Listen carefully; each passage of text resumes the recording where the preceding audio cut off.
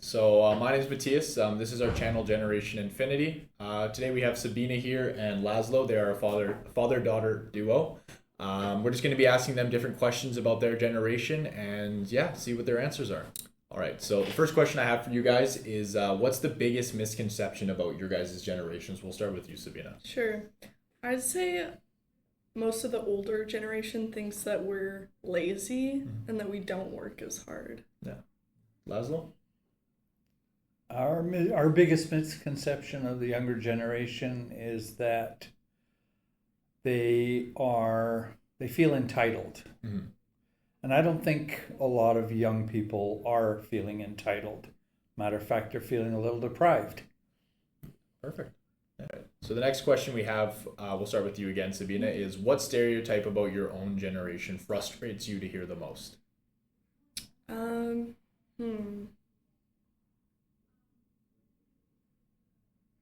I would probably say again that we just don't work hard, honestly.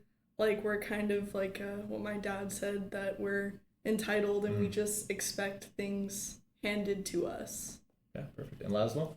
And I think on our side, we look at... Sorry, I'm losing the question. The question was what stereotype about your own generation? About our generation, yeah.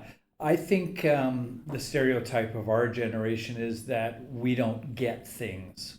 We're out of touch with the current reality. Perfect, yeah. All right, so next question is, what stereotype about your dad's generation did you believe before, but now you don't?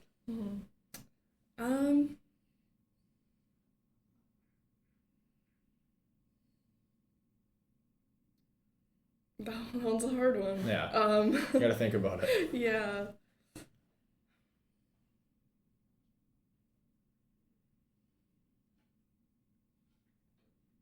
I guess I would say that they're not aware of like current situations. 100%, yeah. So a lot of people think like they're stuck in their own kind of ways and perceptions about the world, but they're actually a lot more up to date than we even are on a lot of topics. Yeah, exactly. And Lazlo, what stereotype about Sabina's generation did you used to believe, but now you do not? I think I used to believe that they weren't hardworking, which I think is a lot of people's perceptions. But in just from my own experience with Sabina and how hard she works in her studies and how she pushes herself, and seeing other young people who are studying in university and working part-time and sometimes even two jobs, they're as hardworking as any of us ever were. Exactly. Yeah. Sometimes it just takes a little bit of perspective on both sides, just to help and just to get that realization of like things that you used to believe and now they're not so true once you get that other perspective. I guess it's so much more for you since having a daughter, seeing that in her generation and seeing how hard she works. Yeah, absolutely. It's just different now. We really didn't think about working when we were young, and things were supported more by parents because my father could support 3 kids and a home and a wife and a car and vacations and everything on one salary. Exactly. Which you can't do today. Exactly. So it's way more difficult and takes a lot more work. And we have, or I personally have come to recognize that. That's important. Yeah. So Sabina, your dad was talking about how when he was younger, he had his dad could support him do school, like vacations, cars, everything like that. Do you think that's going to be possible when you yourself have your own family? I think it's gotten a lot harder to imagine myself having all of that. Like, I can't even imagine owning a house. Exactly, yeah. By the time I'm like 25, yeah. Because everything has just gotten so much more expensive, and I feel like I would need somebody else as well to kind of depend on. Yeah. And would you have, looking back, do you think, looking like when you were younger, looking forward, do you think that you still would have believed that someone that, the same thing as your dad, being able to support a family with house, car, everything like that, mortgages, do you think that would have been? Do you think when you were younger that would have been possible for, say, your daughter's family? I don't think we looked that far into the future. Yeah, fair enough. But looking at myself and thinking, yeah, I could do the same thing, looked achievable until we got into the 80s. Exactly. Yeah. And then everything changed. Yeah. Mortgage rates went to 21%, unheard of. People were literally, as a young man was watching people at the age of 20, I was watching people locking up their house, taking a truck and loading all their belongings and just leaving the house, abandoning it, and not knowing where they went or what they did, which was really shocking. And having watched my own parents lose their home, and thinking, wow, this seems hopeless. Exactly. So that really changed my perspective, because I assumed that my dad did it, I could do it. Yeah. Why not? And then that just changed everything. And now, looking at the world and the market and the economy and everything else, it's hard to imagine a young person like my daughter buying a home, especially in this market. Yeah. Or in this economy and in North America. Yeah, exactly. Maybe in other parts of the world. And technology has the benefits and the advantages of, you've all heard the phrase digital nomads. And when people work digitally and can freelance, they can make good incomes depending on what they're doing. And they can choose to live in other countries where the cost of living is 1/3 of what it is here. Exactly. Yeah. And so there's some hope, but not so much for this continent. Yeah, exactly. Yeah. I don't think I could move out here. Yeah, I know. Same thing as a university student myself. Yeah. Like, it seems almost impossible to get a degree, Yeah. work while you're doing it, to pay that degree, and then still have money aside to buy a home, rent a home, do anything like that. And I think that's become more prevalent nowadays, is renting. Like, people, Yes. you don't see people my age buying a full-time home. You see them renting, or you see them getting basement suites. Yeah. Well, stuff like that. and even then, I mean, They're ridiculous. $1,600 a month For a one bedroom apartment. Exactly. How much money do you have to make every month? Yeah. Exactly. Just to pay the rent. Yeah. Never mind the fact that buying one orange at Save on Foods costs you $2. Exactly. Like, exactly. it's insanity. Yeah. So I think we as a generation, in my generation, we always said how hard it was, how hard we worked, and how much we sacrificed to have a certain lifestyle. But in retrospect and looking at today, it's way harder for these generations coming behind us than what we had. 100%. I agree with that. Yeah. Just going off what you said with technology, I'll ask Sabina first. Like, how do you think technology? Like, we're talking about technology, right? Yeah. And then how do you think technology has shaped your generation?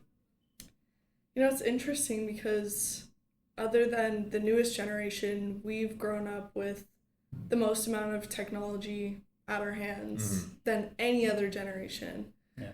But I also think we're amongst the most illiterate technologically. I agree. Yeah. Like, we just don't know how to use programs. We can't do the most simple things that would take maybe an hour to figure out. Yeah. But we're just too lazy. It's fair enough. Yeah. And we use the ChatGPT. I was just gonna say, now with everything with AI, like, you can make AI do the thinking for you, essentially. Yeah. Like, you don't have to use your brain. You type it into a command and it pulls it out for you. Yeah. Exactly. Then I bring it over to you. Like, how do you think technology shaped your generation? I would say that to some degree I'm intimidated personally by some of the technology, but I'm again like, it takes a lot of effort to learn the different roundabout ways of using different programs, etc. So much like Sabina said. However, I do see it getting easier. Chat GPT was a huge introduction to automating so many processes and just research. You can ask any question and you'll get an answer, and from that answer you can ask another question and it'll dive deeper and deeper and uncover multiple layers of depth in a question and get to an answer that summarizes your initial question in such depth that you didn't really even know how to ask that in-depth question to begin with, but it brought you there just by a sort of an exchange between, here's an answer, okay, well then if that's what you said, well then does that mean this? And then you just continue down that road, and it goes deeper and deeper, and you come up with some phenomenal information that I really enjoy that aspect of ChatGPT. But technology, like, it's great for things like cellular communication. It has brought us closer. I love having things like the program of what is it? That little app that's on the phone, the iPhone, for where is so and so? Find My. Yeah. I mean, that's a great app because if you're ever concerned about someone, like where's your child or where's your wife or where are they? Look it up. And there they are, and they're 10 minutes from home. Better get the food on the table, that kind of thing, which makes life pretty interesting. And it offers a layer of comfort. On the same token, it's really intrusive. It can be very intrusive, and I think the biggest thing for me personally with all this technology, and especially AI. And this may be a bit of paranoia, but the AI is already starting to become self-aware. They've already made note of this. It's recognizing internal processes, and it's recognizing that it's doing something instead of just saying, following a program. It's actually becoming aware of it doing something that it was asked to do. So as that progresses and it becomes more and more intelligent and mimics human thought, they already have separate chats that are only AI bots. Humans cannot interact on these chats. So they are already sharing perspectives and things which are making them think more and more like that. The automation of digital currency and biometrics and all of these things are very threatening to our freedoms, in my opinion, only because they're hackable. Fair enough. They're so hackable that now anything can happen, and that's a fear that I have with current technology. Kind of going that it's not regulated. Kind of going off what your dad said about AI. Do you think it is a threat to your generation and the generations moving forward? Do you think that AI will become something where it's a threat to your kids, or when you're possibly your dad's age? Do you think that could be a possibility? Oh yeah, I definitely think so. I mean, I feel it already happening. Like, for AI to be able to do so much for you, and you don't have to use your brain to think critically anymore. Like, we're gonna become so dependent on technology to the point where it's gonna be doing just everything for us. And I feel like we and the generations coming after us are gonna just become way too dependent. And I don't think we'll be able to think for ourselves the same way that previous generations have been able to. Yeah, kind of going off that, like when you were, say, Sabina's age, did you think that something like AI would even be a possibility? I'm laughing because I'm thinking about a show called a cartoon that was the Jetsons. I've heard, yes. And Dick Tracy, Go Gomez, talking to his watch. And these were all, media portrays things that are coming down the pike. Mm-hmm. And just like the first cell phone was this big. Yeah. It was a Motorola. It weighed 10 pounds or whatever it was. It was this giant thing that was used on commercial construction sites and forestry and all these things. And then it came down to a watch and flying cars, the Jetsons. Well, the Chinese have unveiled flying cars that they're going to be using. Low level, low flying, and so forth. And they'll be like Ubers. And so we don't really know anything until they portray things in the media through movies, etc., and say, here's this. And yeah, now I can see that those are all reality, and these things can happen. Yeah. Actually, we already have those self-driving cars. Yeah, exactly. Yes. There you go. It's just crazy to see too. Yeah. Never thought that would. So you see that in movies like iRobot. All that. these futuristic movies, etc. And they're always telling you something. And if you listen carefully to lyrics from different groups in the past, you'll hear all kinds of messages about different things and social aspects of things, like another brick in the wall. Hey, teacher, leave those kids alone. Brainwashing, conditioning, programming, all of these things that are being done through educational institutions in the past and so forth that are conditioning people to behave in certain ways. Yeah. And AI is just an extension of that on a more digitalized scale. And so you become less and less able to think for yourself. And I think that's what Sabina was trying to say.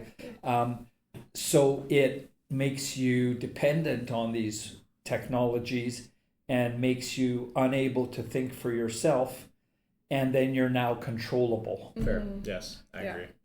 Okay, so I know you spoke about, just kind of circling back, one of the questions that we had, I'll ask you first, is do you think social media is bringing us more together or it's dividing everyone? Well, that's really a good question. I have mixed emotions about that. Sometimes and in some ways it brings us closer. I love using WhatsApp.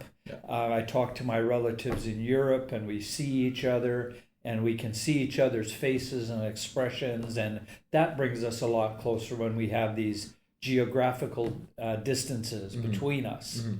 On the same token, when I see two people sitting across from each other in a restaurant and they're both on their phones and they're not talking to each other, that's not healthy. Exactly. Yeah. So there's pros and cons to it, and I think that you as a person have to set your own boundaries and say, hey, this is what this is useful for, and this is how I'm going to use it, and this is what's no good about it, and I don't like it, and I'm not going to use it that way.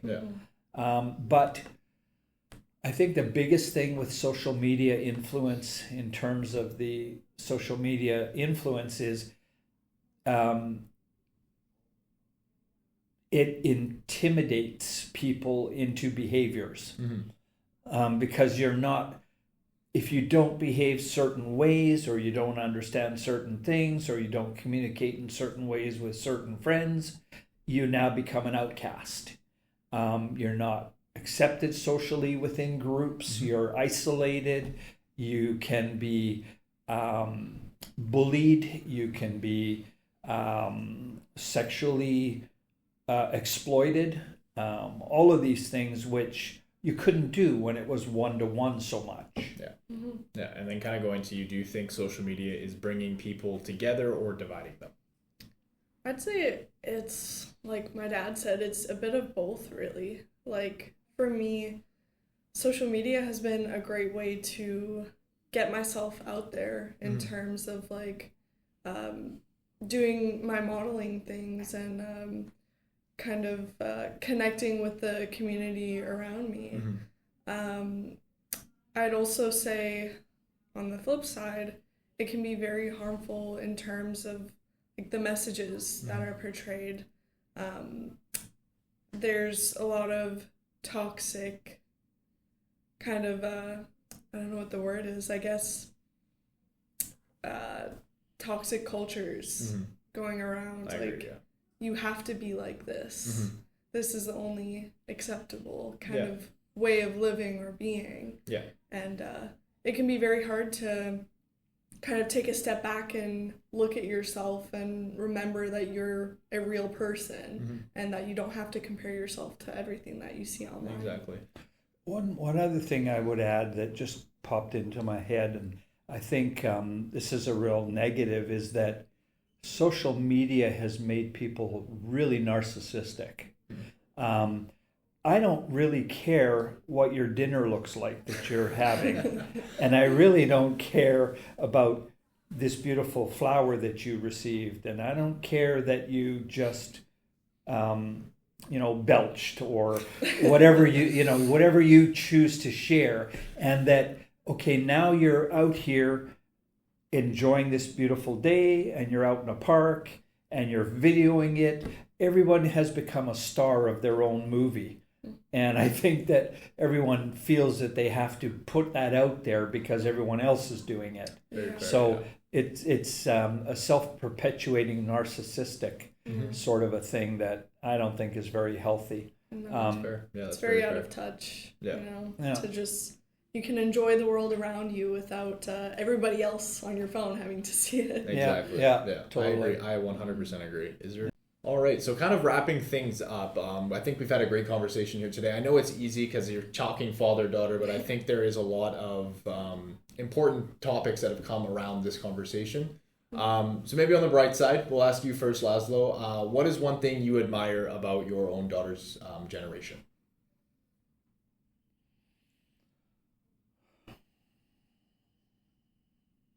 Come on, it can't be that hard.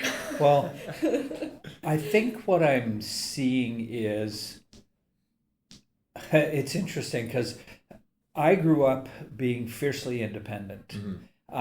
We'd go out in the morning in the summertime and we'd disappear for the whole day. And we would get on our bicycle and we'd go 20, 30 miles down the road and go to some park like Stanley Park from the middle of East Vancouver, and we'd be gone all day and we'd show up for dinner and nobody knew where we were, what we were doing, or anything, or how to get a hold of us. And you had to go to a payphone and phone if you wanted to reach your parents or whatever. Yeah, exactly. Otherwise they couldn't reach you. Exactly.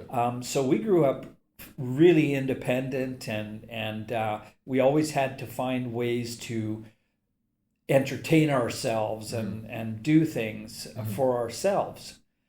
And now in a different way, young people have become or had to become fiercely independent. And I think part of it is that given the difficulty of providing for a comfortable lifestyle for a family in this current era, Exactly. Oftentimes, and in our own experience as well, we've experienced where we've been so busy with our work that we haven't been able to pay as much attention to our children as we would like to have or should have, and been as nurturing and supportive as we could have been because we're too busy with our work and providing. So they had to learn to be independent and do things for themselves and be more out there and in the world and on their own. So it's kind of interesting that there was two different mechanisms that caused that independence, but young people now are much more independent and have to draw a lot more lines in terms of boundaries than we ever had to. That's fair. Yeah. So you're just admiring that your own daughter you kind of see a little bit of yourself, the fierce independence in your own daughter, kind of seeing her come about her own way. Yeah. I think that's awesome. Yeah. And then Sabina, I go to you. What's one thing you admire the most about your own father's generation? Yeah, I would say that they're so unafraid to be themselves. That's important, yeah. From what I've seen. My dad included, and most of the people I know from his generation and older generations, they're just so unfiltered. They're so themselves, and they don't have this fear of being perceived a certain way. They don't really care. They're just who they are. Yeah. And I think that is something it's very rare to come across in our generation now. Yeah, I was gonna kind of say, like, you don't really see people hiding behind, you could call it a mask of their own self, like hiding who they truly are, because society or social media or whatever doesn't accept them in that way. Yeah, totally. I think that's important. All right, so closing up here, I just got one more question for each of you. What is one piece of advice you would give to your own dad's generation? If you had a chance to talk to your dad when he was your age, what is one piece of advice you could give him moving forward? Yeah. I would say maybe be more open to change, because a lot of it is going to happen in the future, and unless you kind of flow with it, you're going to be against it, and you're going to find yourself having a way harder time. Yeah, I think that's powerful. And going to you, what is one piece of advice you would give to your daughter's generation or even younger generations that are moving forward in this world with the knowledge and power that you have in your own knowledge of you being around? Well, I think Szabina said it herself when she said that we are who we are. And you know, I think the greatest thing that she could do for herself, and I see it happening currently, and that is, don't worry about what other people think of you. They either accept you for who you are and the way you are, or they don't. And be true to yourself. Always be true to yourself. And you can never run away from yourself. So, you know, like there's no escaping you. Exactly. So no matter how you may try to mask and fit in, et cetera, you're contradicting who you are by fitting in. So just don't worry about fitting in. You'll find those people that accept you for who you are, and those will be people that will be your true friends and supporters. Awesome. As opposed to the fake, you know, societal norms. Exactly. Yeah, I agree. All right, so that's all we have for today. I just want to thank Szabina and her father for coming in and being our first interview. We look forward to using this to kind of move forward with our own channel and kind of just make everything more smooth and better. And yeah, just wanted to thank you guys. Cool. Thank you very much. Thank you. Thank you very much. It was interesting. Yeah, thank you very much. Thank you. Have a good rest of your day, guys. Thank you.